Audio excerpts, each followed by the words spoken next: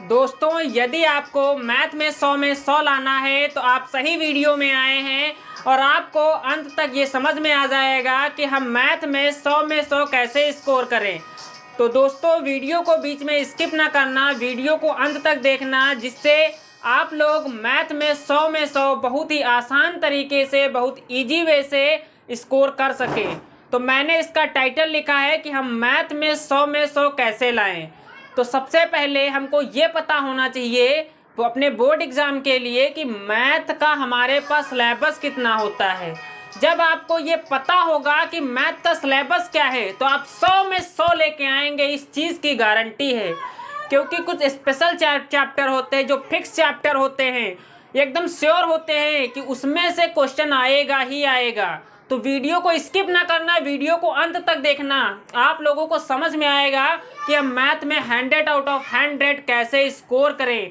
इस चीज़ की गारंटी है। आप बस वीडियो को अंत तक देखिए और यदि आपको वीडियो पसंद आए तो वीडियो को लाइक जरूर कर देना। इसमें मेरा टारगेट है 1000 लाइक का, तो आप वीडियो को लाइक जरूर कर देना। और चैनल पर नए आए हैं तो चैनल को जरूर सब्सक्राइब कर लेना, बेल आइकन प्रेस कर लेना, जिससे इस तरह के वीडियो आप लोगों तक पहुंचते रहें। तो हमारा आज का टाइटल है हम मैथ में 100 में 100 कैसे स्कोर करें। तो हमने क्या कहा कि हम आज मैथ में 100 में 100 कैसे स्कोर करें। और सबसे पहले आपको पता होना चाहिए कि हमारा मैथ का सिलेबस क्या है। तो सिलेबस क्या है उस पर बात करते हैं। तो हमारा सिलेबस है संबंध तथा फलन। अब यहाँ पर हमने जो लिखा है वो लिखा है, हम यूनिट लिखे हैं, इकाइयाँ लिखे हैं। जो पहली यूनिट है हमारी संबंध और फलन। भैया संबंध जो फलन है वो लगभग कितने नंबर का आता है? 10 नंबर का आता है। इसमें संबंध भी पढ़ना हमको, फलन भी पढ़ना है। और फलन के अंदर हमको एक और टॉपिक आता है जिसका नाम है प्रतिलोम त्रिकोणमितीय फलन, वो भी पढ़ना है। इन दोनों को मिला के जो नंबर बनते हैं वो 10 नंबर बनते हैं, ठीक है। और बीजगणित के अंतर्गत 2 चैप्टर आते हैं, एक अवयव और एक सारणिक। दोनों बहुत ही सरल चैप्टर हैं और उसमें से एकदम फिक्स है कि एकदम बोर्ड एग्जाम में तो पूछा ही जाएगा। और इसका भी वेटेज कितना है? लगभग 13 नंबर का वेटेज है। 13 नंबर का वेटेज है, ये ध्यान रखना आप लोग। और क्या है? कलन मतलब कैलकुलस। कलन मतलब क्या होता है? कैलकुलस। अब ये कैलकुलस जो है, कैलकुलस में होते हैं 2 पोर्शन। एक होता है हमारा क्या होता है? अवकलन होता है। और एक क्या होता है? हमारा समाकलन होता है। ये होते हैं कलन के, मतलब कैलकुलस के 2 पोर्शन होते हैं। अवकलन मतलब होता है डिफरेंशिएशन और इसका मतलब होता है इंटीग्रेशन, समाकलन का मतलब। और ये दोनों का जो वेटेज है बोर्ड एग्जाम में 44 मार्क्स का है। मतलब जो ये है एकदम 50% सिलेबस क्या कर लेता है? कवर कर लेता है। सोच लो, अगर जो मैथ में आपको 100 में 100 लाना है तो यानी कि जो कैलकुलस का पोर्शन है वो सबसे ज़्यादा इम्पोर्टेंट है। और कैलकुलस का जो वेटेज है कितना है? 50% वेटेज है, यानी कि 44 नंबर का पूछा जाएगा बोर्ड एग्जाम में। मतलब बोर्ड एग्जाम के लिए भी इम्पोर्टेंट है और आप आईआईटी वगैरह का पेपर देंगे तो उसके लिए भी बहुत इम्पोर्टेंट है, क्योंकि सबसे ज़्यादा वेटेज रहता है कैलकुलस का। और सबसे ज़्यादा खतरनाक कैलकुलस बच्चों को समझ में नहीं आता है। तो आप चैनल पर बने रहें, आप लोगों को मैं कैलकुलस भी पढ़ाऊंगा, धीरे धीरे सारी चीज़ें मैं बताऊंगा आप लोगों को, ठीक है। अब यहाँ पर हमने लिखा सदिश तथा त्रिविमीय ज्यामिति। इसके अंदर 2 चैप्टर हैं। एक हमको पढ़ना है वेक्टर का मतलब होता है सदिश, और एक पढ़ना हमको 3D मतलब 3 डायमेंशनल। 11th में हमने 2D पढ़ा था, उसी का हम क्या पढ़ेंगे? 3D पढ़ेंगे। क्या पढ़ना है हमको? 3D पढ़ना, मतलब 3D में पढ़ना है सदिश और त्रिविमीय ज्यामिति। इसका वेटेज कितना है? 17 नंबर का है। मतलब दोनों वेक्टर और 3D को मिला के कितने नंबर का पूछा जाएगा? 17 मार्क्स का पूछा जाएगा, 17 नंबर का पूछा जाएगा। और हमने लिखा है रैखिक प्रोग्रामन। भाई रैखिक प्रोग्रामन, इसमें से एक लॉन्ग में फिक्स है, मतलब फिक्स रैखिक प्रोग्रामन का एक क्वेश्चन होगा ही होगा। और ये जो है सबसे सरल टॉपिक है, सबसे सरल टॉपिक रैखिक प्रोग्रामन है। तो आप लोग इसको भी तैयार कर लेना। और प्रायिकता, प्रोबेबिलिटी, ये 10 नंबर का आता है बोर्ड एग्जाम में। इस एक चैप्टर का वेटेज कितना है? 10 नंबर का है। तो सोच लीजिए, मतलब मैथ में कुछ भी नहीं है, ये 5-6 यूनिट है, यही हमको पढ़ना है। और इन सारे चीज़ों को हम पढ़ लेंगे तो हम मैथ में 100 आउट ऑफ 100 बहुत ही आसानी से स्कोर कर सकते हैं।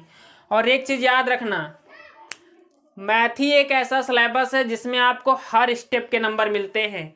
और आपका अगर रिजल्ट अच्छा है, मतलब आंसर सही निकल के आया है, तो आपको मैथ में पूरे के पूरे नंबर मिलेंगे। यहाँ पर राइटिंग के नंबर नहीं कटते हैं, स्टेप के नंबर कटते हैं। आप हर एक स्टेप को लिखेंगे बहुत ही बाकायदा से, बहुत ही सीक्वेंस में, तो आपको एग्जामिनर जो होगा पूरे के पूरे नंबर देगा। और मैंने भी मैथ में 98 नंबर लाए थे 100 में। कितने नंबर थे? 98 नंबर थे। तो मैं आपको 100 में तो दिला ही सकता हूँ। और मुझको पता है कि अब मैथ की प्रिपरेशन हमको कैसे करनी है। तो आप लोग पहले उन टॉपिक को सेलेक्ट कीजिए जो बोर्ड एग्जाम में सबसे ज़्यादा ज़रूरी हैं और जिनके आने के चांस सबसे ज़्यादा हैं। तो वो चैप्टर हमारा सबसे पहला चैप्टर बनता है कलन। और ये जो है वेरी वेरी इम्पोर्टेंट है, क्योंकि 44 नंबर तो लिखे हैं। पूछ 50 भी नंबर का सकता है, 50 तक पूछ लेगा ही शायद। ठीक है, तो यानी कि 50% सिलेबस तो इस एक ही चैप्टर से हमारे क्या हो जाते हैं? कंप्लीट हो जाते हैं। तो आप सिर्फ कलन को पढ़ लेंगे तब भी आप पास हो जाएंगे। ये वो उन बच्चों के लिए जो बिल्कुल नहीं पढ़ते। बस आप एक टॉपिक पढ़िए, लाइव जिंगा लाला। ठीक है, अब आप किसको तैयार कर ली? तो प्रायिकता को तैयार के लिए। इसका भी वेटेज कितना है? 10 नंबर का है। तो गिने चुने चैप्टर हैं, आप इनको एकदम तैयार ही कर लीजिए। तो सबसे पहले आप उस टॉपिक को पढ़िए जो क्या है, जो कैसे हैं, जिनका वेटेज जो है सबसे ज़्यादा है। बात समझ में आ रही है?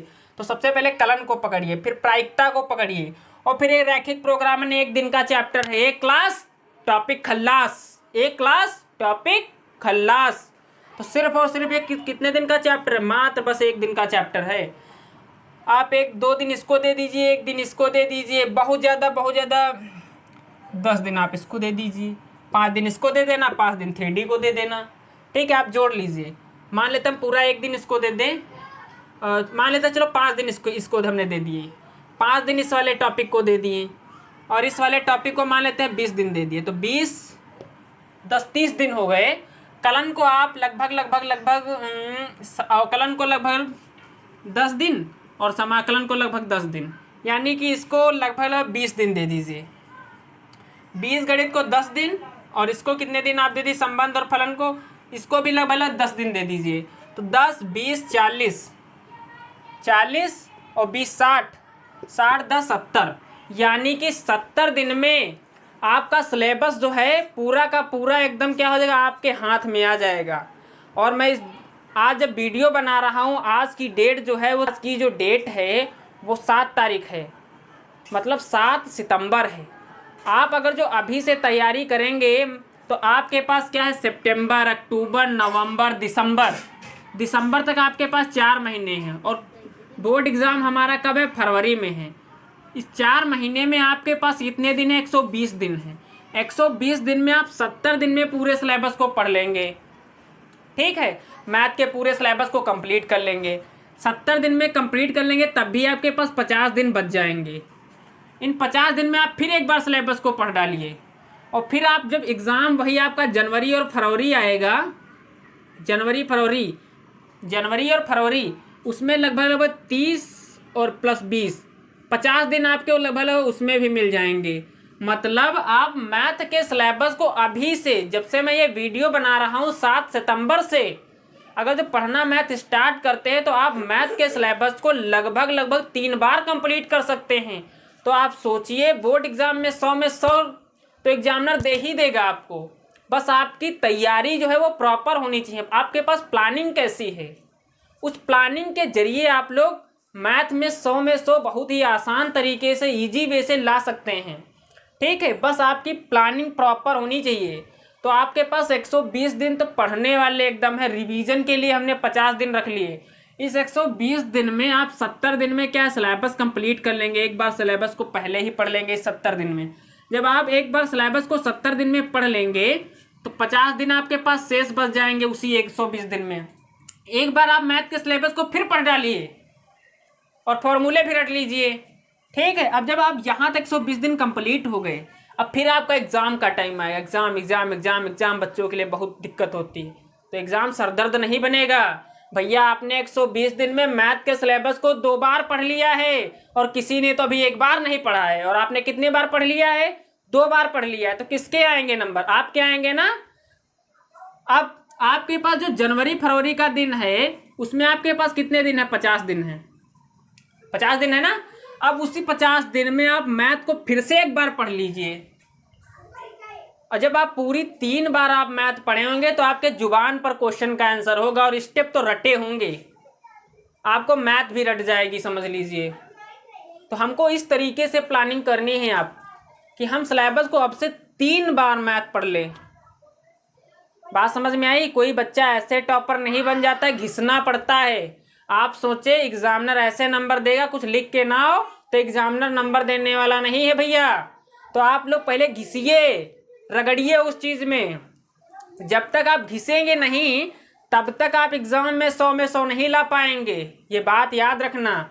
ऐसे नहीं ऊपर नंबर रखें, आओ उठा लो चलो, 100 में तुम्हारे 100 में तुम्हारे 100 तुम्हारे 100 उनके, बट नहीं रहे हैं। बतासा नहीं है जो बटेगा, नंबर है नंबर। और इसके लिए आपको मेहनत करनी पड़ेगी। जैसे प्रसाद इस बटता है गांव में, आओ तुम ले लो, आओ तुम ले लो, आओ तुम ले लो, तो ऐसा आजकल नहीं होगा। आपको मेहनत करनी पड़ेगी, रगड़ना पड़ेगा, घिसना पड़ेगा। पहले आप अपना पसीना बहाइए। जब आप पसीना बहाएंगे तभी आपको रिजल्ट मिलेगा, अन्यथा आपको रिजल्ट मिलने वाला नहीं है। कोई ऐसे नहीं कहेगा बेटा ले लो नंबर ले लो, बट रहे हैं टॉफी की तरीके से, तो ऐसे मिलने वाले नहीं हैं। मैं मैथ की ही बात नहीं कर रहा हूँ, आप फिजिक्स है, केमिस्ट्री है, बायोलॉजी है, हिंदी इंग्लिश, सब में आपको नंबर लाने हैं। जब सब सब्जेक्ट में नंबर लाएंगे तभी आप अच्छा स्कोर कर सकते हैं, अन्यथा बोर्ड एग्जाम में अच्छा स्कोर करने की मत सोचिए। तो आपको प्रॉपर प्लानिंग करनी है कि इस सिलेबस को हमको इतना टाइम देना, इसको इतना टाइम देना, इसको इतना टाइम देना है। तो आपके पास एकदम प्रॉपर प्लानिंग होनी चाहिए कि हमको आखिर बोर्ड एग्जाम के लिए कैसे पढ़ना है, क्या करना है। और आपका एक सपना भी होना चाहिए, आपका गोल होना चाहिए कि हमको बोर्ड एग्जाम में 95+ नंबर लेके आना है। तो मतलब सबसे पहले आपका गोल सेट होना चाहिए। जब आपका गोल सेट होगा तो आप उसी के अकॉर्डिंग मेहनत करेंगे। ये बात दिमाग में एकदम सेट कर लीजिए।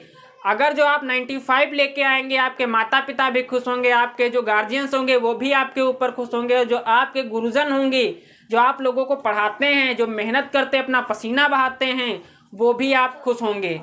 जब एक गुरु मेहनत कर सकता है पढ़ाने के लिए, जब आपके 1 घंटे की क्लास के लिए, 20 मिनट की क्लास के लिए उसके पीछे पता नहीं कितनी मेहनत करता है वो, कि आखिर बच्चे को कैसे डिलीवर किया जाए, कैसे क्या चीज़ किया जाए।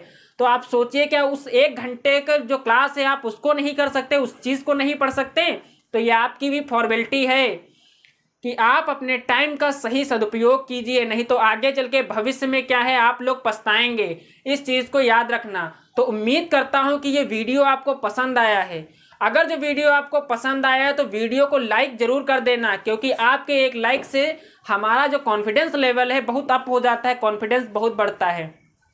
और जो ये वीडियो है अपने दोस्तों को ज़रूर शेयर कर देना, जिससे उनको भी क्या मिल जाए, हेल्प मिल जाए कि हम मैथ में 100/100, फिजिक्स में 100/100, केमिस्ट्री में 100/100 कैसे स्कोर कर सके। वैसे केमिस्ट्री और फिजिक्स का पेपर 70 नंबर का होता है, 30 हमारे असाइनमेंट वगैरह जो प्रैक्टिकल वगैरह होते हैं उनके नंबर होते हैं। तो आप लोग वीडियो को उम्मीद करता हूं अंत तक देखे हुए हैं। तो अगर जो वीडियो पसंद आया है तो वीडियो को लाइक कर देना, चैनल पर नए हैं तो चैनल को जरूर सब्सक्राइब कर लेना, बेल आइकन प्रेस कर लेना, जिससे इस तरह के वीडियो आप लोगों तक पहुंचते रहें। तो आज के लिए थैंक यू। मैं आप लोगों को मिलता हूं नेक्स्ट वीडियो में नेक्स्ट टॉपिक के साथ, इसी जोश जुनून और जज्बे के साथ।